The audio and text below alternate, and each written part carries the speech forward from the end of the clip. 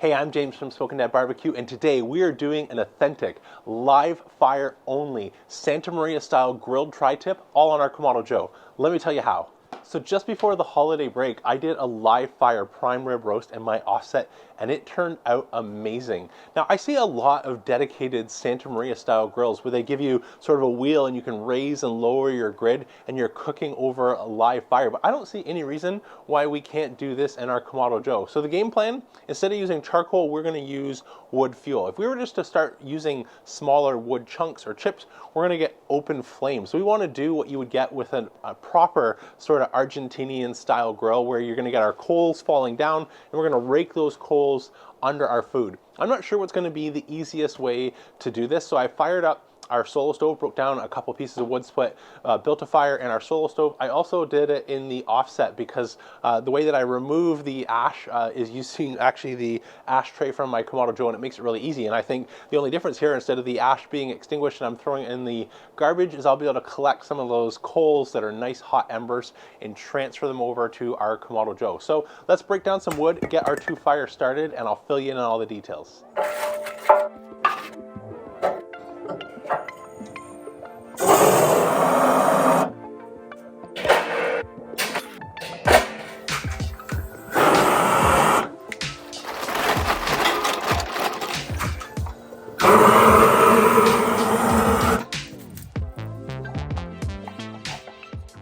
So why wood versus charcoal? Well, there's just something I wish I could share with you through the lens of the camera. The taste hits different. Whether we're doing pizza on the wood-fired oven, or I'm doing a low and slow cook on my offset, or even if I've ran my Kamado Joe like an offset using wood splits, there's just something about the sweet, savory aromas of a live fire cook, especially if you pull it off right. So I am really excited to see if we can get the perfect Santa Maria style grilled tri-tip on our Kamado Joe.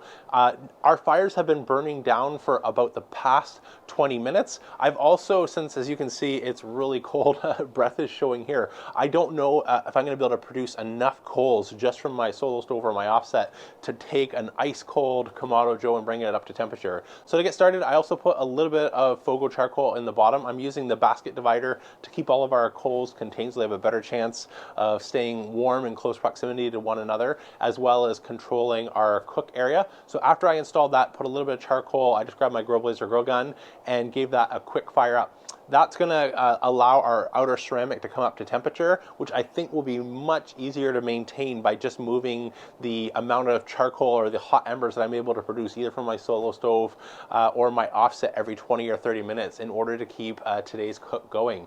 Let's go check on our coal bed in our offset and our solo stove, see which one looks like the winner for producing nice hot embers to cook over. And then when I rejoin you here, we'll start prepping our tri-tip. Okay, let's take a look and see how we're doing with our coal bed. Looks like that has burnt down really nice. Shake that through the basket. So pretty much everything we add from this point will be just the natural wood coal versus any charcoal. Let's go get some of that. So it looks like we have a really good coal bed. I don't know if you can see that on the camera if I angle that up, but we've got plenty of coals to choose from. So let's just try and get some of this into our ash pan here. Easier said than done. Ooh, that is hot. Okay, let's take a look at our offset. See how that did. And I actually think right away this is going to be the easier of the two to get a nice scoop of coals. Let's go add this to the bottom of the Joe. Okay, I've already added our solo stove coals. These are just coming from the offset, cool off a little bit, but as soon as we get those on there, spread that out. We should have a nice wood fire coal base to work with. Let's get our divide and conquer rack. Drop that in like so. And then the idea, since we don't have the wheel to raise and lower our grid, is that we'll just have our choice here from going down on the basket for sort of a direct sear versus being higher up, which is where I think I will start. Let's let that stabilize and get our tri-tip. Okay, I'll put some measurements down below so you don't need to make notes frantically, but I'm just going to start by grounding up a capful of fresh cracked black pepper. There's a little line, I don't think it ever comes through on the camera, but in the top of this little spice chamber on the pepper cannon, that's what I'm going to use for my measurement. So we'll start with 1 capful of fresh cracked black pepper. There we go. There's our fresh cracked black pepper.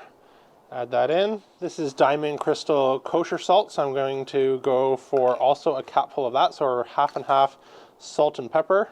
And if you followed my sort of how to make your own rub video, we know that salt and pepper is going to be usually about 60 to maybe 70% of our flavor profile, and everything else is going to be about 30%. So as you can see by volume here, everything that I'm add now is going to fit in this cap and be about 30% of the total. So I'm going to go for a little bit of onion powder, garlic, paprika, cayenne, and then the rosemary I'll just sprinkle on top after we've got this all mixed together. So let's add in our other ingredients here. That looks good. So now let's add it onto our 2 tri-tips here. Rosemary. All right, let's get these on. I'll get a meter probe, and I think at this point we're getting close to probably needing to add some more coal. Meet you over there. Okay, let's grab 2 meter probes here, and I'm just going to pick a thicker part of the flat and go directly in the middle till I cross the line on the meter probe to give me an ability to keep a rough idea on our internal temperatures. Let's open this up. I don't know if you can see down in there or not, but our coal bed is definitely starting to die out, so I'm going to need to grab some more coals, but let's first get these on like so. Oh, smells exactly like what you would hope a live fire to smell like in here. That is awesome. Let's close this up. I'll go get some coals. Okay, coming in hot with that fresh bed of coals. Just dump those right in. Actually, see if I can get a few more while we're here. There we go. That looks good. Let's close this up and let this start cooking. Okay, we are approaching about the halfway point of doneness. We've gone from 50 degrees Fahrenheit up to about 80. So I have a couple rosemary sprigs left over. I'm going to use this for smoke. This is just going to go with our rub and the whole flavor profile that we're bringing together. I'll toss that in. Also going to give these a bit of a flip so we can get a little bit of caramelization here on the bottom. Let those keep cooking. While our tri-tip is cooking along, this is a great time to get to work on our chimichurri.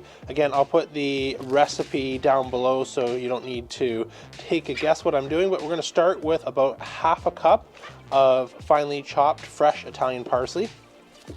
Looks good, let's transfer that to our bowl. Next, we're gonna de-seed 1 hot pepper. Remember, don't touch your eyes.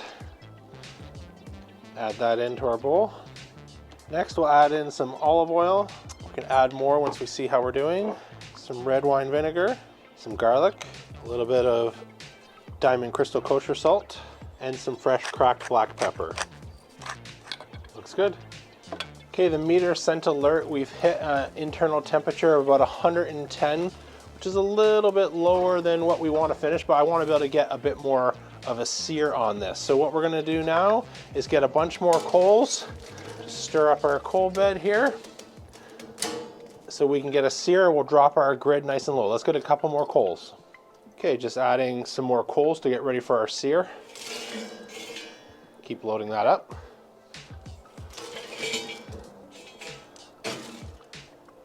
Grab our grill grippers.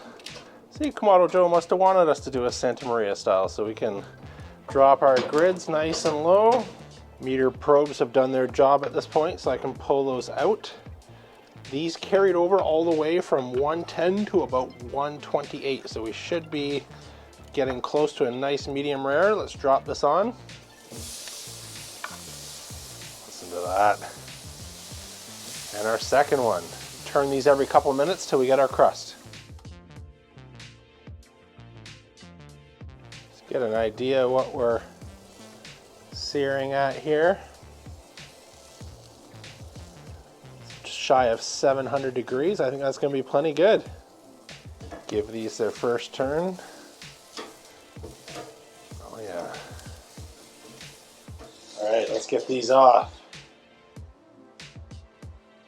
Looks pretty good. All right, our live fire Santa Maria style tri-tip on the Kamado Joe looks and smells amazing, but the only way to confirm that is to dig in for a taste test. Let's come nice and close, slice it up, and see how we did. Okay, we'll try and mine our grain. I can see right here we're running this way, so let me cut across the grain. Oh, that looks pretty good to me. Let's get a slice out of here and see one with our chimichurri, and we'll do one without. Let's dive in. Cheers.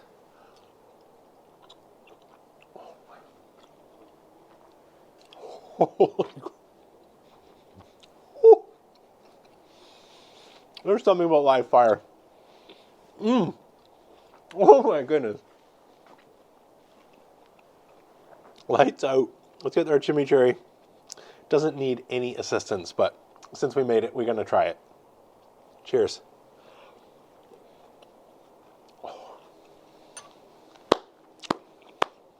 This is as good as it gets. I hope you maybe have a fireplace, a chimney, or a little burn box or something off to the side where you can do this. But one of the reasons I love Kamado style grilling is they are just so versatile. No need to get a standalone Santa Maria style grill just for that ability to have a wheel and raise and lower things. If you've got the ability to get some coals using your ash collector tool, you can dump some of those hot burning live fire embers directly into the bottom of your Joe. Turn out something as amazing as this. I'm going to do one more bite just, well, I don't want it to cool off. It'd be a shame. Try and tell you a little bit more about what I'm getting. A little bit of that cayenne. That crust is epic. The smoke, I don't even know if you could call it smoke, because one of the problems with our Joe, if we run it sort of low and slow as the wood smolders. Here I had our bottom vent all the way open, and when we were cooking, our top vent all the way open, and so we were just burning those live coals. They were burning as quickly as they could and going down, so there was absolutely no smoldering.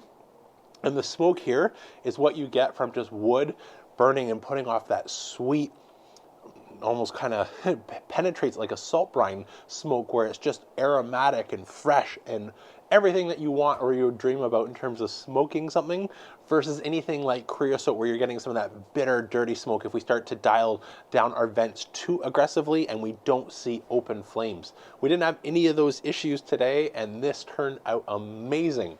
I'm going to take it in before it cools off, but I hope you find an excuse to give yourself a chance to try this some point at the near future. Let me know what else you'd like to see on the Joe or any other grill down in the comments below. But that's it for today. I'm James from Smokin' Dad Barbecue signing off. And remember, don't be afraid to fire it up. Seriously good. You want some too, Bella? You've been waiting so patient. You want some too? Here you go. What do you say? Yum, yum, yum.